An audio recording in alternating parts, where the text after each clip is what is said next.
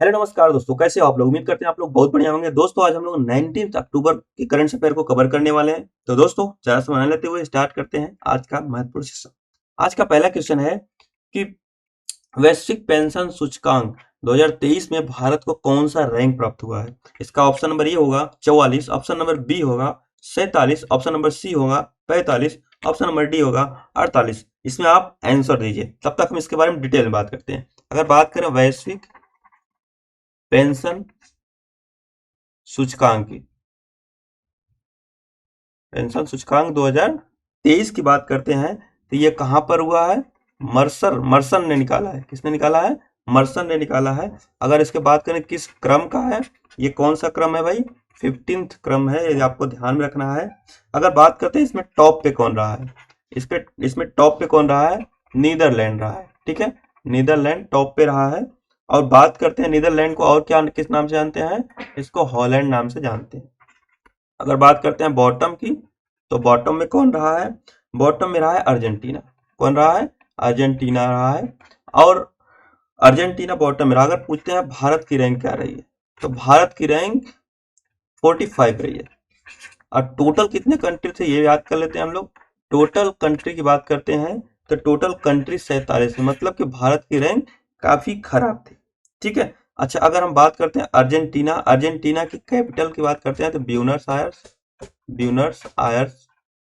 ठीक है, Buenos Aires इसकी राजधानी है।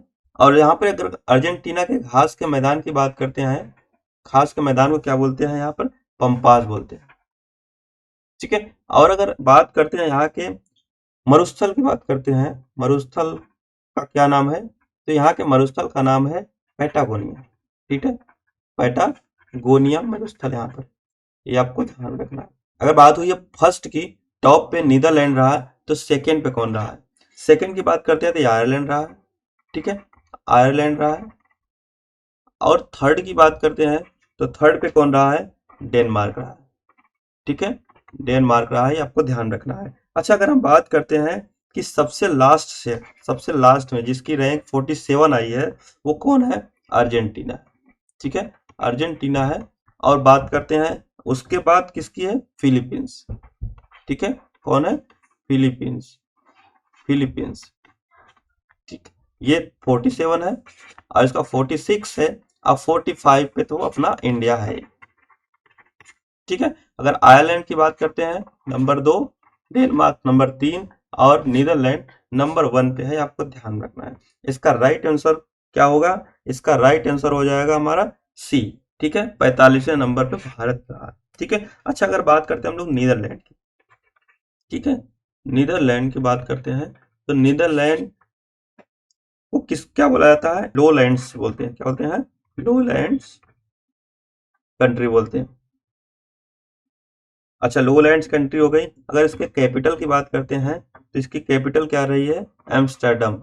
एम्स्टर्डम। एम्स्टर्डम। ठीक है, इसका कैपिटल हो गई। अगर बात करते हैं कि यहाँ पर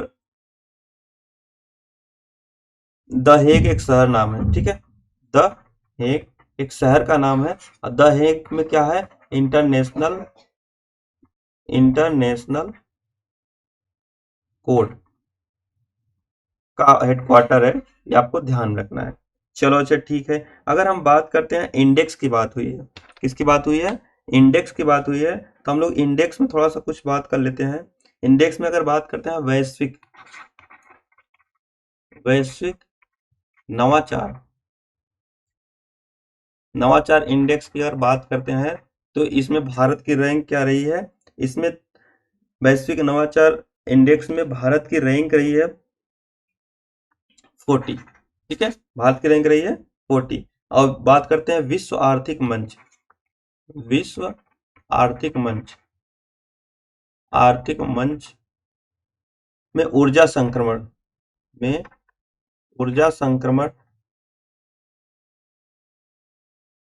2023 में भारत की रैंक क्या रही है? इसमें रही है भारत की रैंक 67। अगर हम बात करते हैं कि शांति में, ठीक है, ग्लोबल शांति इंडेक्स की बात करते हैं, 2023 की बात करते हैं तो इसमें भारत की रैंक रही है 127। अब happiness global happiness happy index की अगर बात करते हैं 2023 में, इसकी भी रैंक क्या रही है, 126 रही है। ठीक है, अगर हम बात करते हैं global global fire power power index, ठीक है, 2023 की बात करते हैं। फायर पावर का मतलब होता है कि किस देश की आर्मी सबसे ताकतवर है। तो ये भारत की रैंक इसमें चौथी है। इसमें पहला कौन है, पहला यूएसए है, दूसरा कौन है, दूसरा रूस है, और तीसरा कौन है, तीसरा चाइना है। ठीक है, चौथा कौन है, इंडिया है।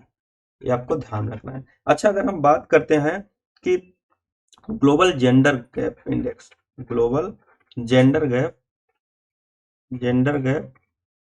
इंडेक्स की बात करते हैं, इंडेक्स 2023 की बात करते हैं, तो इसमें भारत की क्या रैंक रही है, 127। लेकिन अभी हाल ही में बात करते हैं कि अगर global press press press index की बात करते हैं, तो इसमें भारत की रैंक क्या रही है, इसमें भारत की रैंक रही है 161। ये आपको ध्यान रखना है। और अगर बात करते हैं, अभी जस्ट 2-4 दिन पहले एक इंडेक्स जारी हुआ है, global hunger index, global hunger index, ठीक है, भुखमरी, ठीक है, हंगर इंडेक्स में भारत की रैंक क्या रही है, भारत की रैंक रही है 111, ट्रिपल 1।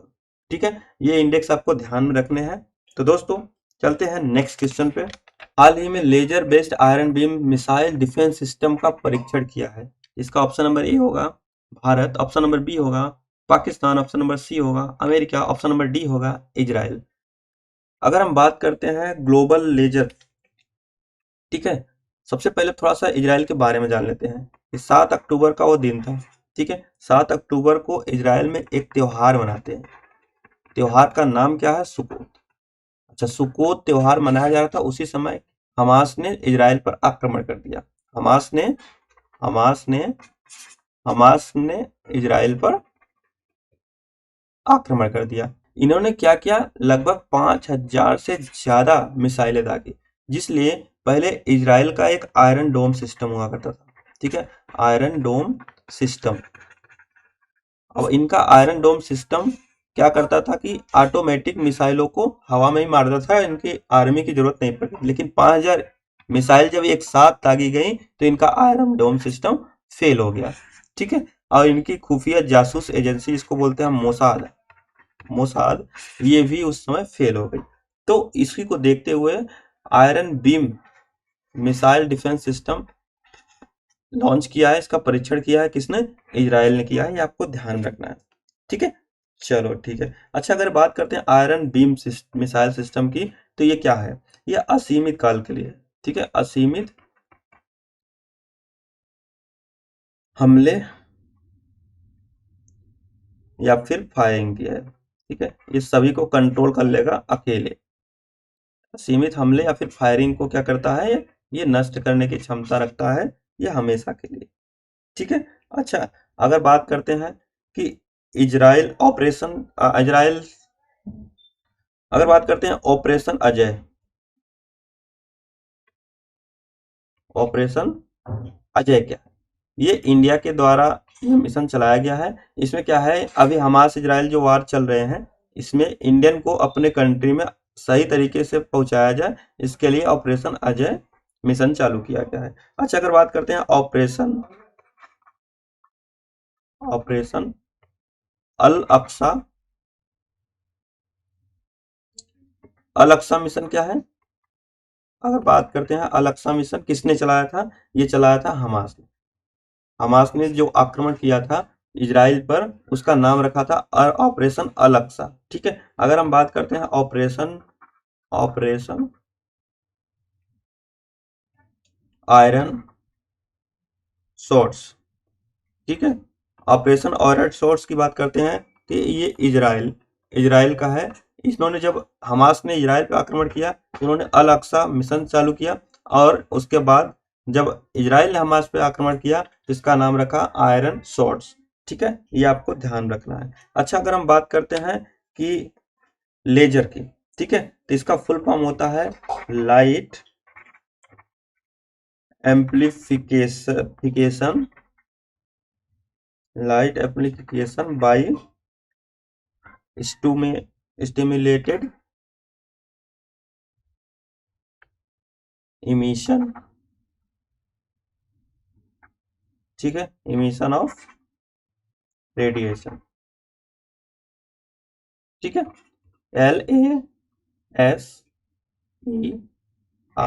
ठीक है, ये लेजर की फुल फॉर्म है, ये आपको ध्यान रखना है। थोड़ा सा हम लोग बात करते हैं इजराइल का आयरन डोम सिस्टम काम कैसे करता है। इजराइल का आयरन डोम सिस्टम काम करता है कैसे करता है।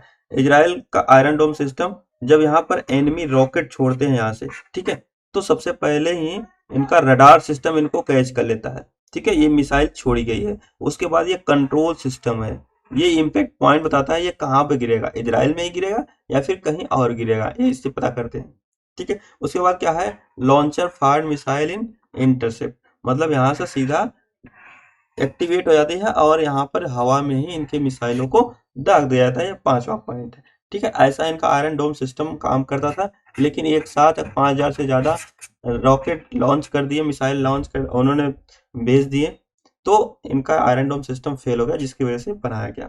चलते हैं नेक्स्ट क्वेश्चन पे। नेक्स्ट क्वेश्चन है, हाल ही में नासा ने किन क्षुद्र ग्रहों का अध्ययन करने के लिए आई अंतरिक्ष यान लॉन्च किया गया है। तो ये कौन सा है? Option number A Lucy, option number B Psyche, option number C Trojan, option number D Artemis, ठीक है। बात करते हैं यूएसए स्पेस एजेंसी की, ठीक है, यूएसए स्पेस एजेंसी की, ये किसकी है? ये यहाँ के स्पेस एजेंसी को क्या बोलते हैं?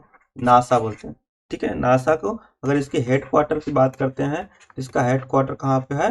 फ्लोरिडा, ठीक है, ये हमको याद रखना है। ये साइकी है, ठीक है, क्षुद्र ग्रह है, ये साइकी क्षुद्र ग्रह है, आपको ध्यान में रखना है।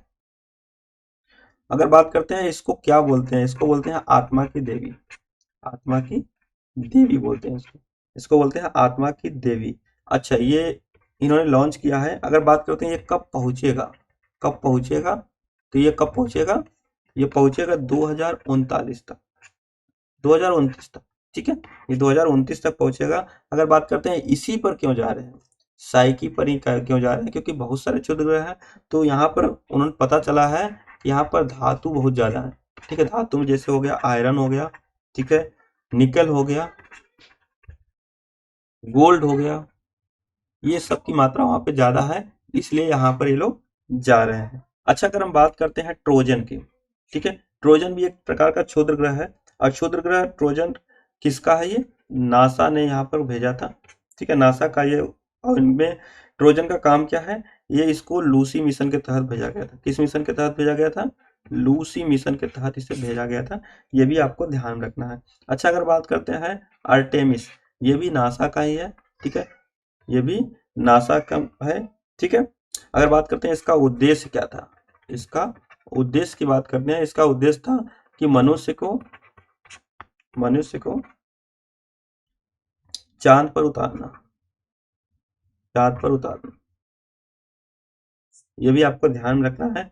अगर ये लूसी है, इस मिशन के तहत ट्रोजन ट्रोजन उपग्रह पर भेजा गया था, ये आपको ध्यान रखना है। इसका सही आंसर हो जाएगा option number B, Lucy Psyche is a right answer, ठीक है।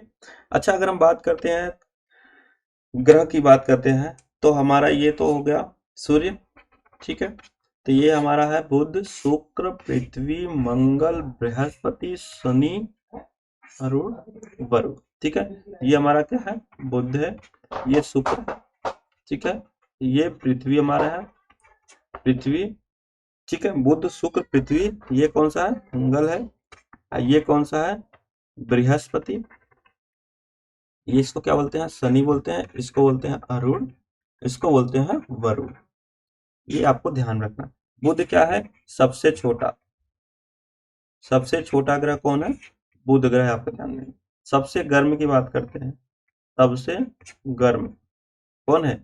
शुक्र है, सबसे गर्म, और इसी को ही बोलते हैं हम लोग सांझ के तारा, सांझ का तारा इसी को बोलते हैं, या फिर भोर का तारा, भोर का तारा इसी को बोलते हैं। नीला ग्रह की बात करते हैं, तो नीला ग्रह इसको बोलते हैं, ठीक है, नीला ग्रह इसे बोलते हैं। और अगर बृहस्पति की बात करते हैं, सबसे बड़ा ग्रह है, सबसे बड़ा ग्रह है, ये भी याद रखना है। ठीक है, इन चारों ग्रह को मिलाते हैं तो इसे आंतरिक ग्रह बोलते हैं। क्या बोलते हैं? आंतरिक ग्रह बोलते हैं। ठीक है, इन चारों को मिलाते हैं तो इनको क्या बोलते हैं? बाह्य ग्रह बोलते हैं। ठीक है, क्या बोलते हैं? बाह्य ग्रह बोलते हैं। ये आपको ध्यान रखना है। और टोटल हमारे पास कितने ग्रह हैं? टोटल 8 ग्रह हैं, आपको ध्यान रखना है। इन्हीं मंगल और बृहस्पति के बीच में छोटे छोटे कण पाए जाते हैं, इन्हें ही हम लोग बोलते हैं एस्टेरॉइड्स या फिर क्षुद्र ग्रह। ठीक है, इन्हीं पर नासा भेज रहा है। ठीक है, इसमें ये कि मान लीजिए साइकी है, यहाँ पर नासा भेज रहा है, किस लिए? धातु की खोज के लिए। ठीक है, चलो नेक्स्ट बात करते हैं हम लोग। थोड़ा सा हम लोग स्पेस एजेंसियों के बारे में जानेंगे अभी। ठीक है, अगर इसरो जो इंडिया की है उसको क्या बोलते हैं? इसरो बोलते हैं। ठीक है, इंडिया की स्पेस एजेंसी को क्या बोलते हैं? इसरो बोलते हैं। और जापान की स्पेस एजेंसी को जैक्सा बोलते हैं। और रसिया की स्पेस एजेंसी को क्या बोलते हैं हम लोग? रॉसकॉस्मोस बोलते हैं। और यूएसए के स्पेस एजेंसी को हम लोग बोलते हैं नासा। और चाइना के स्पेस एजेंसी को क्या बोलते हैं हम लोग? CNSA। ठीक है, और कनाडा के स्पेस एजेंसी को क्या बोलते हैं हम लोग? CSA। और फ्रांस के बोलते हैं सीनेस। ठीक है, CNES। ये हो गई स्पेस एजेंसियां, ये अक्सर एग्जाम में पूछे जाते हैं, हमने सोचा आपको एक ही वीडियो में फटाफट आपको बता दें। तो दोस्तों नेक्स्ट क्वेश्चन चलते हैं हम लोग। नेक्स्ट क्वेश्चन हमारा है, हाल ही में पीएम मोदी ने इसरो को कब तक भारत जीनस स्पेस स्टेशन स्थापित करने का लक्ष्य दिया है? इसका option number A 2035, option number B 2040, option number C 2035, option number D 2030। अब हम बात करते हैं पीएम मोदी की। ठीक है, पीएम मोदी ने अभी एक प्रेस कॉन्फ्रेंस की है। ठीक है, इसरो के साथ 2 एग्रीमेंट किए हैं, इनको 2 टारगेट दिए हैं। कौन कौन से टारगेट है? 2 टारगेट। इसमें पहला टारगेट हमारा है कि स्वदेशी अंतरिक्ष स्टेशन बनाना। क्या है? स्वदेशी अंतरिक्ष स्टेशन बनाने के लिए। और दूसरा वाला क्या है? ये तो पहला हुआ। दूसरा वाला क्या है? दूसरा है मानव अंतरिक्ष मिशन। ठीक है, मानव अंतरिक्ष मिशन। अंतरिक्ष मिशन मतलब कि चांद पर मानव को भेजने का मिशन। ये आपको ध्यान रखना है। ये दूसरा है, ये पहला है, ये दूसरा है। अच्छा, अगर बात करते हैं जो स्वदेशी अंतरिक्ष स्टेशन है वो कब तक भेज देगा? 2035 तक भेज देगा, ये इसरो ने बताया है। और ये कामयाब कब तक होगा? ये 2040 तक होगा कि दक्षिण ध्रुव पर मानव को पहली बार भेजा जाए। ठीक है, अगर हम बात करते हैं इंटरनेशनल स्पेस स्टेशन की, तो यहाँ पर स्टेशन है कि नहीं है? तो यहाँ पर इंटरनेशनल स्पेस स्टेशन है। इसका स्थापना कब हुआ था? इसका स्थापना हुआ था 1998। अब बोलेंगे है तो क्यों बनाएंगे? भारत खुद का बनाएगा। ये किसका किसका है? ये है यूएसए और रूस की। ठीक है, रसिया, यूएसए और रसिया की है, ये आपको ध्यान रखना है। चीन ने भी बना लिया है, चीन ने भी बना लिया है। उसका नाम क्या रखा है चीन ने? योंग। क्या है? योगांग, योंगांग। ठीक है, योंगांग बना दिया है चीन ने खुद का, ये आपको ध्यान रखना है। इसका सही आंसर क्या हो जाएगा हमारा? ऑप्शन नंबर ए 2035 तक। अच्छा, अगर हम लोग थोड़ा सा बात कर लेते हैं चंद्रयान के बारे में। किसके बारे में बात करें हम लोग? हम लोग बात करते हैं चंद्रयान के बारे में। चंद्रयान 3 की बात करते हैं। अच्छा, चंद्रयान 3 कब स्टार्ट किया गया था? कब लॉन्च किया गया था? लॉन्च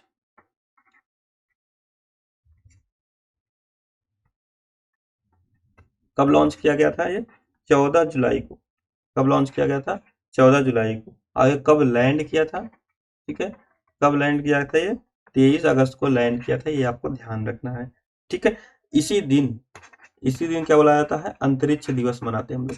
अंतरिक्ष दिवस मनाते हैं क्योंकि ये सक्सेसफुल लैंडिंग इसकी हो गई थी। अच्छा, अगर हम बात करते हैं कि जहां पर लैंड हुआ उसका नेम क्या रखा गया? उसका नेम क्या रखा गया? उसका नेम रखा गया शिव शक्ति पॉइंट। क्या रखा गया? शिव शक्ति पॉइंट। ये आपको याद रखना है। अगर बात करते हैं कि जब चंद्रयान 2 जहां पर लॉन्च हुआ था, जहां पर मतलब लैंड किया था, उसका नाम क्या था? उसका नाम है, हम लोग रखे हैं तिरंगा पॉइंट। ठीक है, तिरंगा पॉइंट।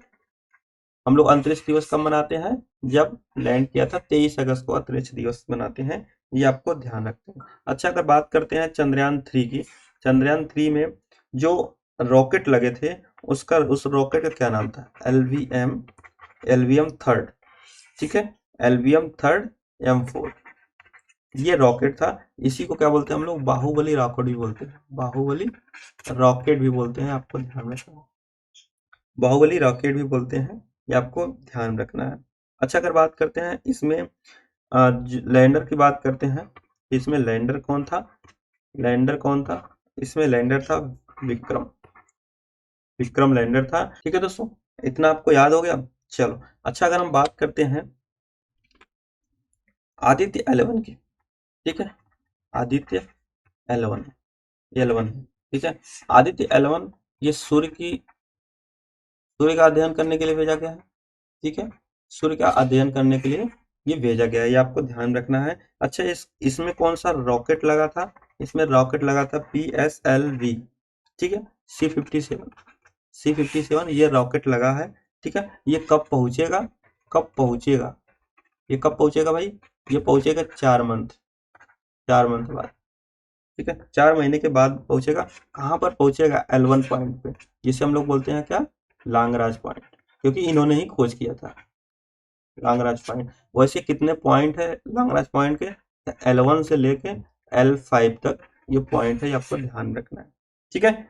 अच्छा, अगर बात करते हैं, हम लोग सुने हैं गगनयान, गगनयान या फिर समुद्रयान, समुद्रयान, ठीक है, अगर धरती से जल में गया, ठीक है, जल में गया तो उस मिशन को हम लोग बोलते हैं समुद्रयान, और जो वायु में गया उसे हम लोग बोलते हैं गगनयान, ठीक है, ये आपको ध्यान रखना है। अच्छा, अगर हम अपने समुद्रयान की बात करते हैं तो समुद्रयान में एक मत्स्य, ठीक है, एक मिशन था मत्स्य 6000, इसका मत्स्य 6000 क्यों किया गया था, क्योंकि ये 6000 इसकी गहराई तक जाएगा, ठीक है, ये समुद्रयान है, आपको ध्यान रखना है, ये 6000 तक जाएगा। इसे किसने लॉन्च किया है, इसने लॉन्च किया है अर्थ साइंस मिनिस्ट्री, ठीक है, earth science ministry, earth science ministry इसे लॉन्च करेगा। अच्छा, अगर हम बात करते हैं इसरो की, इसरो, तो इसका हेडक्वार्टर कहाँ पे है, इसका हेडक्वार्टर है बेंगलुरु, ठीक है, बेंगलुरु।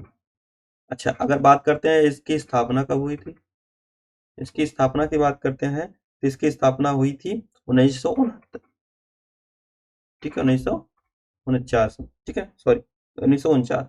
इनके हेड कौन है, बात करते हैं इनके हेड की, इनके हेड कौन है, सोमनाथ, कौन है, सोमनाथ है इनके हेड, ये आपको ध्यान रखना। नेक्स्ट क्वेश्चन की बात करते हैं हम लोग, नेक्स्ट क्वेश्चन है डेनियल नोआ किस देश के युवा राष्ट्रपति बने हैं, डेनियल नोआ किस देश के युवा राष्ट्रपति बने हैं, इसका ऑप्शन नंबर ए हो जाएगा इक्वाडोर, ऑप्शन नंबर बी होगा मलेशिया, ऑप्शन नंबर सी होगा ब्राजील, ऑप्शन नंबर डी होगा श्रीलंका। अब हम बात करते हैं इक्वाडोर का, ठीक है, इक्वाडोर की बात करते हैं, ये सबसे युवा प्रधानमंत्री है, राष्ट्रपति बने हैं, ठीक है, डेनियल नोआ की बात करते हैं तो ये सबसे यंगेस्ट, ठीक है, यंगेस्ट प्रेसिडेंट बने हैं, यंगेस्ट प्रेसिडेंट बने हैं, ये आपको ध्यान रखना है। ये कहाँ के हैं, इक्वाडोर के हैं, ठीक है, इसका ऑप्शन हमने पहले ही बता दिया है, ये इक्वाडोर के बने हुए हैं, आपको याद रखना है। इन्होंने किसको, इसके पहले कौन थे, तो इनके पहले थे गुइलेर्मो लासो, ठीक है, गुइलेर्मो लासो, इन पर क्या लगाया गया, महाभियोग, महाभियोग, इन पर महाभियोग लगाकर इन्हें हटा दिया गया, ठीक है। उसके बाद 17 मंथ, ठीक है, 17 मंथ के लिए एक नए प्रेसिडेंट को बनाया गया है, जो बचा हुआ कार्यकाल है उनके लिए बनाया गया है। ये कौन बने हैं अभी, ये बने हुए हैं डेनियल नोआ, डेनियल नोआ बने हैं, ये आपको ध्यान रखना है। अच्छा, अगर बात करते हैं कि अभी एक और देश के राष्ट्रपति बनाए गए हैं, उनका नाम है क्रिस्टोफर लक्सन, ये कहाँ के बनाया गया है, ये आपको बताना, ठीक है, ये न्यूजीलैंड के बने, ठीक है, न्यूजीलैंड के प्रेसिडेंट बने हैं, ये आपको ध्यान रखना है, ये इधर याद रखना है। अगर बात करते हैं हम लोग इक्वाडोर की, ठीक है। इक्वाडोर की कैपिटल की बात करते हैं, इक्वाडोर की कैपिटल कौन से है? क्विटो, क्विटो है, आपको याद रखना है। अगर बात करते हैं इनके करेंसी की बात करते हैं, करेंसी क्या है? ये यूएस डॉलर है, ठीक है, यूएस डॉलर यहाँ पे करेंसी है इनकी, ठीक है। इसका ऑप्शन नंबर ये सही हो जाएगा, ठीक है। नेक्स्ट क्वेश्चन है हमारा कि मणिपुर उच्च न्यायालय के मुख्य न्यायाधीश के रूप में किसे नियुक्त किया गया? इसका ऑप्शन नंबर ए होगा Sharad Arvind Bobde, option number B होगा NV Ramana, option number C होगा न्यायमूर्ति Siddharth Mridul, option number D होगा रंजन गोगोई, ठीक है। अगर बात करते हैं इसका राइट आंसर जो होगा, इसका राइट आंसर होगा न्यायमूर्ति सिद्धार्थ मृदुल, ठीक है। क्या होंगे? न्यायमूर्ति सिद्धार्थ मृदुल। ये किनके स्थान पर इनको बनाया गया है? ये बनाया गया है पीवी संजय कुमार को, ठीक है, पीवी संजय कुमार के स्थान पर इन्हें इनप्लेस किया गया, इनप्लेस, ठीक है, इनको इनके स्थान पर इनप्लेस किया गया है, ये आपको ध्यान रखना है। अच्छा, अगर ये इनको बताएं कि जो न्यायाधीश होते हैं, मुख्य न्यायाधीश, इनको नियुक्त कौन करता है? इनको प्रेसिडेंट नियुक्त करते हैं। कौन करते हैं? प्रेसिडेंट नियुक्त करते हैं। अब आप हमको ये बताइए कमेंट बॉक्स में कि ये राष्ट्रपति की बात करते हैं तो राष्ट्रपति की नियुक्ति किस अनुच्छेद में है, ये आपको बताना है कमेंट बॉक्स में। अगर हम बात करते हैं रंजन गोगोई की, ठीक है, रंजन गोगोई कौन से नंबर के हैं? ये 46 नंबर के हैं, ये आपको याद रखना है। 46 नंबर के सुप्रीम कोर्ट के ये न्यायाधीश रह चुके हैं। अगर बात करते हैं शरद अरविंद बोबडे की, शरद अरविंद बोबडे 47 नंबर के थे। और अभी हाल ही में कौन है? एनवी रमन्ना है, जो कि 48 नंबर पे आते हैं, ये आपको ध्यान रखना है सुप्रीम कोर्ट के, ठीक है, सुप्रीम कोर्ट के। नेक्स्ट चलते हैं हम लोग, इसका सही आंसर ऑप्शन सी हो जाएगा। नेक्स्ट क्वेश्चन है हाल ही में नोबेल पुरस्कार विजेता मार्टी अहतिसारी को किस क्षेत्र में नोबेल पुरस्कार से सम्मानित किया गया है? इसका ऑप्शन नंबर ए होगा भौतिक के क्षेत्र में, ऑप्शन नंबर बी होगा चिकित्सा के क्षेत्र में, ऑप्शन नंबर सी होगा रसायन विज्ञान के क्षेत्र में, ऑप्शन नंबर डी होगा शांति के क्षेत्र में, ठीक है। अगर इसकी बात करते हैं तो ये सही बात है कि शांति के क्षेत्र में, ऑप्शन नंबर डी है इसका सही आंसर। अच्छा, इन्हें कब शांति का पुरस्कार मिला था? ये मिला था 2008 में, ये भी आपको याद में रखना है, ठीक है, ये आपको याद रखना है। और आपको बता दें कि जो मार्टी अहतिसारी है, कौन है? मार्टी अहतिसारी हैं, ये फिनलैंड के प्रेसिडेंट भी रह चुके हैं, प्रेसिडेंट भी रह चुके हैं, ये आपको याद रखना है, ठीक है। ये कब से कब तक प्रेसिडेंट रहे हैं? ये रहे हैं 1994 से लेकर के 2000 तक ये प्रेसिडेंट रहे हैं, ये आपको याद रखना है, इनका कार्यकाल था।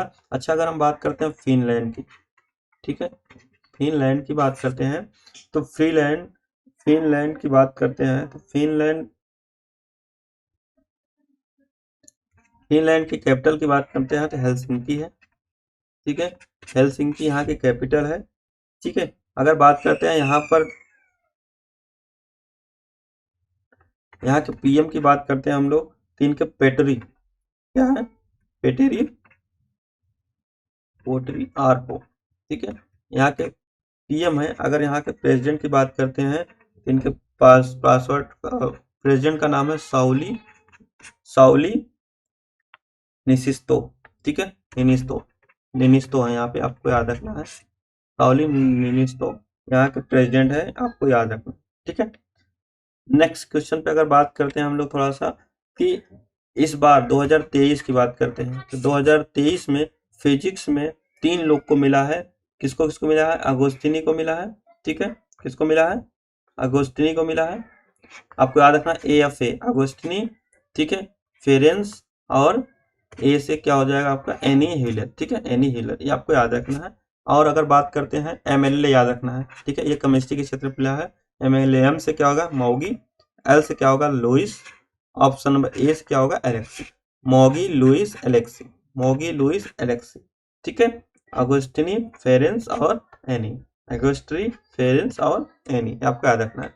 अच्छा, अगर बात करते हैं हम लोग कि मेडिकल के क्षेत्र में, ठीक है, अगर मेडिकल के क्षेत्र में बात करते हैं तो मेडिकल क्षेत्र में कैथलीन को मिला है, कैथलीन को, ठीक है, ये कैथलीन को, और ड्रीव विस्मैन को मिला है, आपको याद रखना है, मेडिकल के क्षेत्र में, ठीक है, मेडिसिन में।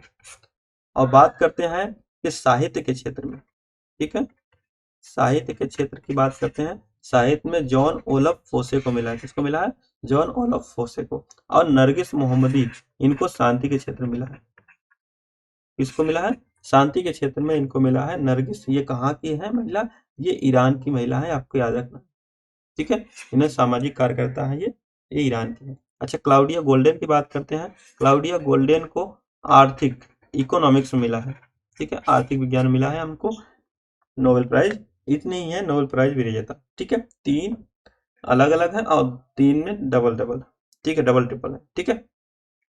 अगर बात करते हैं अभी तक नोबेल प्राइज किस किस ने जीता है, किस किस ने पाया है। अगर 1913 की बात करते हैं तो लिटरेचर में पाए हैं, ठीक है, किसको, रविन्द्रनाथ टैगोर को मिला है। और फिजिक्स में बात करते हैं 1930 में सीवी रमन को मिला है। मेडिसिन में बात करते हैं 1968 में हरगोविंद खुराना को मिला है। और 1979 में पीस शांति में मिला है मदर टेरेसा को। फिजिक्स की बात करते हैं तो 1983 में मिला है सुब्रमण्यम चंद्रशेखर को। इकोनॉमिक्स में बात करते हैं 1998 में मिला है अमर्त्य सेन को। और केमिस्ट्री में बात करते हैं 2009 में मिला है किसको, वेंकट रमन को, ठीक है। और बात करते हैं पीस में 2014 में किसको मिला है, कैलाश सत्यार्थी को।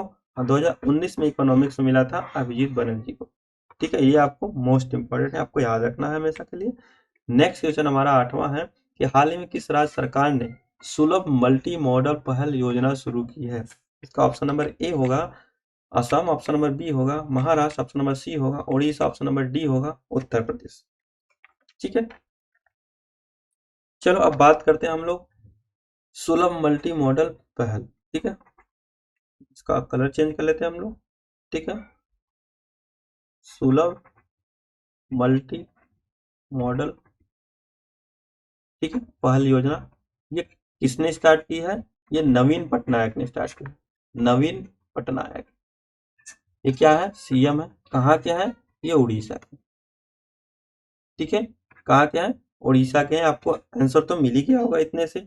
अच्छा, इनका जो किस डिस्ट्रिक्ट से स्टार्ट हुआ है, डिस्ट्रिक्ट की बात करते हैं, ये किस डिस्ट्रिक्ट से है, मलक, ठीक है, मलकानगिरी, ठीक है, मलकानगिरी ये मिला है, ये उड़ीसा में है, ये यहाँ से स्टार्ट किया गया। इनका उद्देश्य क्या है, इनका उद्देश्य क्या है, इनका उद्देश्य है ग्रामीण क्षेत्र को, ग्रामीण क्षेत्र को शहर से जोड़ना, शहर से जोड़ना, किसके तहत, बस के तहत, किसके तहत, तहत बात करते हैं कि बस के द्वारा जोड़ना है, ये आपको याद रखना, ताकि कोई अगर बीमार है, कोई कुछ भी है, इमरजेंसी है, वो डायरेक्ट आपकी राजधानी या फिर शहर में पहुंच जाए। इसका मेन लक्ष्य है कि राजधानी को ग्रामीण क्षेत्र से जोड़ना, मतलब भुवनेश्वर, ठीक है, यहाँ की राजधानी क्या है, भुवनेश्वर है, याद तो रखना है, भुवनेश्वर को जोड़ना है ग्रामीण क्षेत्रों से, ठीक है। इनकी घोषणा हुई थी 2023-24 में,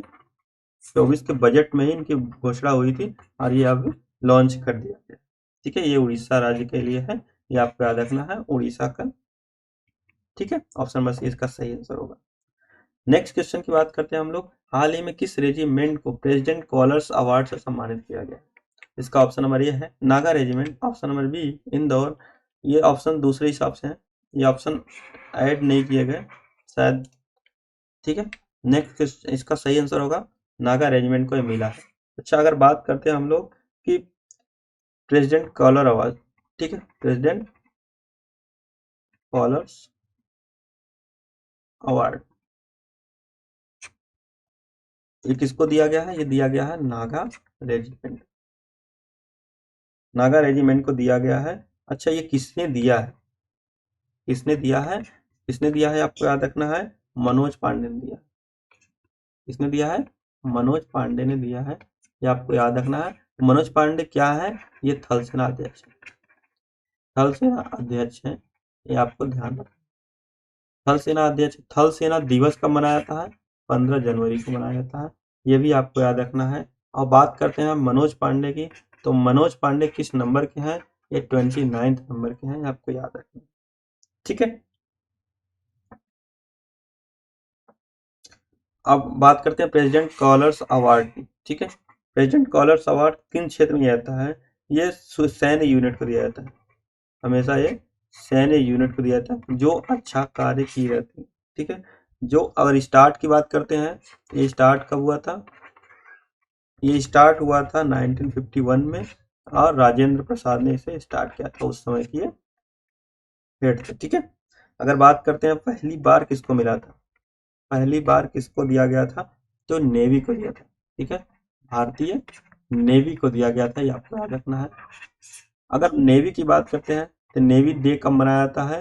ये मनाया जाता है 8 सितंबर को, सॉरी 8 अक्टूबर को। और अगर बात करते हैं हम लोग एयरफोर्स डे, एयरफोर्स डे कब मनाया जाता है? 4 दिसंबर को मनाया जाता है। इन तीनों सेनाओं का हेड कौन होता है? प्रेसिडेंट होता है, प्रेसिडेंट होता है, ये भी आपको याद रखना है।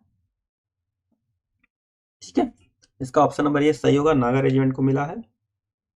थोड़ा सा बात कर लेते हैं आज का महत्वपूर्ण जो नेशनल पार्क है उन सब के बारे में। एमपी के नेशनल पार्क और वाइल्ड लाइफ सेंचुरी को बात करते हैं हम लोग लेके। ठीक है, एमपी में हमारे एक टाइगर रिजर्व है, कान्हा टाइगर रिजर्व। कौन है?